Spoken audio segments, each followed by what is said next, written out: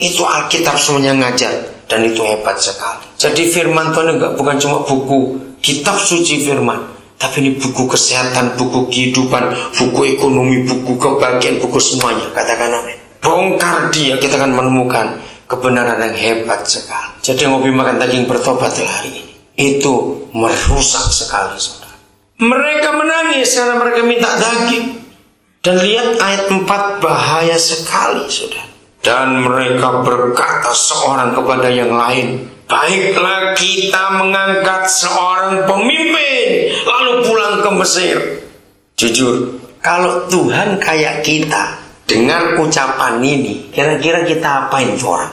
Ingat penderitaan mereka di Mesir, 400 tahun dijajah dan diperbudak oleh Firaun. Mereka menangis minta dibebaskan. Masih ingat itu? Tuhan dengar rintian mereka. Lu sekarang minta balik lagi. Coba jawab, kalau tuh model kita, dia apa anak-anak ikan? Coba jawaban. Dia bakal dipateni katanya. Lu betul.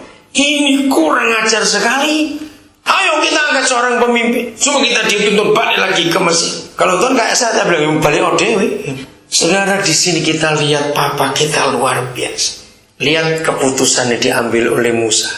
Lihat ayat 5. Ayo baca sama-sama, ini keputusan penting. Lalu sujudlah Musa dan Harun di depan mata seluruh jemaah Israel yang berkumpul di situ. Walaupun tidak ada keterangan lanjutan, bahkan kata Yahweh pun gak disebut, doa pun tidak. Tapi dengan tulisan lalu sujudlah Musa dan Harun di situ di depan mata mereka semua. Musa ngapain? Mencari Tuhan. Sama seperti Yosafat tadi. Dalam keadaan diganggu seperti itu, 3 juta orang nangis bareng, bayangkan. Lalu mereka bersuara sama-sama minta daging dan segala macam. Keputusan Musa luar biasa. Ayah-ayah dengarkan ini. Kapan anak-anak kita akan belajar untuk mempercayai Tuhan? Kecuali ketika kita di depan mata anak-anak, mereka tahu kita ada masalah. Mereka tahu. Begitu kita ada masalah, anak-anak akan melihat bagaimana reaksi kita menghadapi masalah itu. Seringkali orang Indonesia selalu mengandalkan pejabat. Begitu ada masalah, anak melihat langsung telepon pejabat ini, telepon jenderal itu. Anak melihat bagaimana papanya menyelesaikan masalah. Berhari-hari kemudian masalah selesai. Setelah anak-anak melihat papanya cari pejabat itu, percayalah, sampai anak itu dewasa, sampai tua, sampai mati, maka di pikiran mereka sudah punya konsep, oh kalau punya masalah cari pejabat, Bapak menyelesaikan dengan cara ini. Ngerti ilustrasi ini, saudara? Maka itu apa saja yang kita buat anak-anak kita melihat. Tapi kalau mereka tahu kita di rumah punya masalah, lalu kita menggunakan cara Yosafat, cara Musa, sujud, rendahkan diri, cari Bapa di surga, ajak sekeluarga merendahkan hati, ayo kita andalkan Tuhan. Dan berapa hari kemudian masalah itu selesai. Maka anak-anak belajar, oh ini Tuhannya papaku yang bisa diandalkan dan dipercaya. Saya ulangi lagi, yang namanya masalah bukan masalah itu. Yang disebut masalah adalah keputusan yang kita ambil ketika masalah itu muncul. 2 Samuel pasal yang ke-11. Daud mengambil keputusan yang fatal dan itu salah. Pada waktu apa? Ayo baca, raja-raja biasanya maju berperang. Zaman dulu ada musim perang. Memang begitu hobinya zaman dulu. Maka Daud menyuruh Yoab yang maju berserta orang-orangnya. Jadi dia nggak mau perang, suruh panglimanya. Yoab memang panglima andalan. Dan seluruh orang Israel ikut maju. Mereka memusnahkan Bani Amon dan mengepung kota raja. Sedang Daud sendiri tinggal di Yerusalem.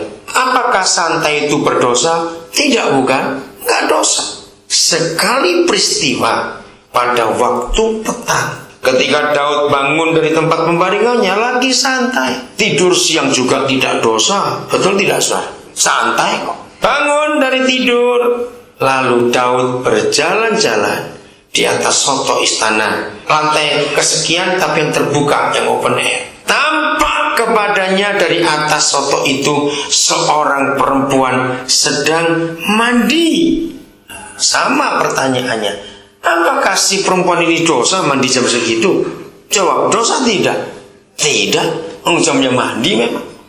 Nah, yang menjadi salah adalah keputusan Daud.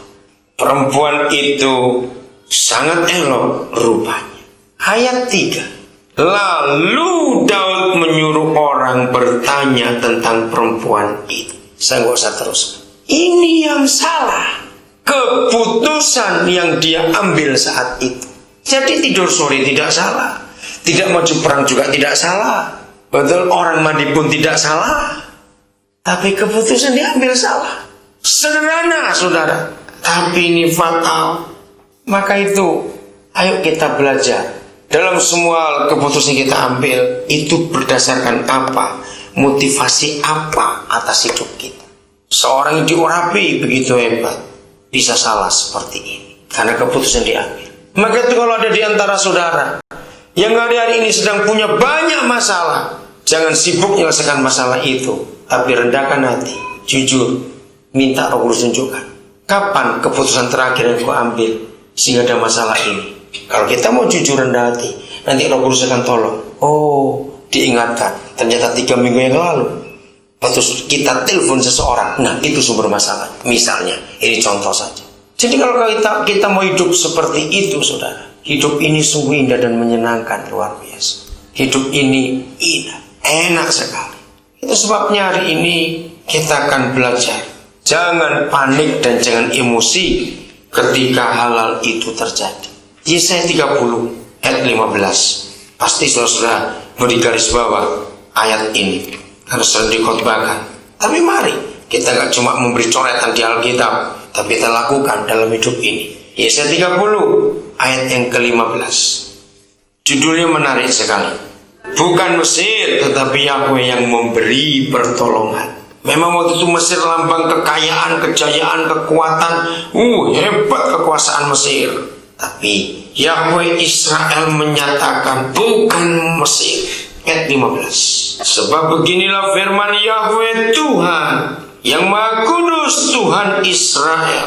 Dengan bertobat dan tinggal diam, kamu akan diselamatkan. Dalam tinggal apa, saudara? Tenang dan percaya. Justru di situ terletak kekuatan kita. Aneh bukan? Bukan bereaksi dengan ini loh, tidak. Dengan tinggal tenang, percaya, terletak kekuatan. Tapi orang Israel hari itu marah kepada Tuhan, tetapi kamu enggan. Ayat 16, bahkan kamu berkata, bukan, kami gak mau diam, kami gak mau tenang, kami gak mau bertobat. Bukan, kami mau naik kuda dan lari cepat. Nah, itulah manusia, mau pakai kekuatannya sendiri. Kami mau lari cepat, maka kamu akan lari dan lenyap. Katamu pula, masih nekat lagi, kami mau mengendarai kuda tangkas. Cari kuda lebih hebat lagi, maka para pengejarmu akan lebih tangkas lagi. Kalau kita mengambil keputusan yang salah, kita mencari pertolongan kepada manusia, mengerikan keadaan. Maka kalau kita mau jujur, ternyata ada begitu banyak orang percaya, tapi yang tidak percaya. Betul tidak? Kenapa ada orang percaya bisa tidak percaya? Ya karena buktinya ada banyak orang Kristen yang tidak mengandalkan Tuhan dalam hidupnya, tapi mengandalkan orang-orang tertentu. Belajar kita mengandalkan Dia dalam segala keadaan. Maka kita akan lihat nanti pertolongan Tuhan itu sungguh hebat dan sungguh luar biasa. Secara psikologi, secara ilmu jiwa, ayat 15 Yesaya 30 ini bisa dibuktikan. Orang yang tenang, orang yang gak panikan, orang yang mikir baik-baik ke depan, orang seperti itu jarang kena sakit. Orang seperti itu jarang hadapi masalah-masalah besar. Sebab orang yang tenang itu bisa berpikir jernih. Betul tidak? Orang yang rileks, itu tekanan jantungnya, tekanan darahnya, detak jantungnya itu normal, nggak akan gampang sakit. Orang yang tenang pikirannya, jernih cara berpikirnya, melihat apa saja jelas, jernih. Tapi orang yang panik, lihatnya pasti sering salah. Jadi ayat ini bisa dibuktikan secara psikologi. Hebat sekali. Maka itu sebagai anak-anak Bapa di surga, andalkan. Masih ingat mengapa Tuhan Yesus berkata tegas,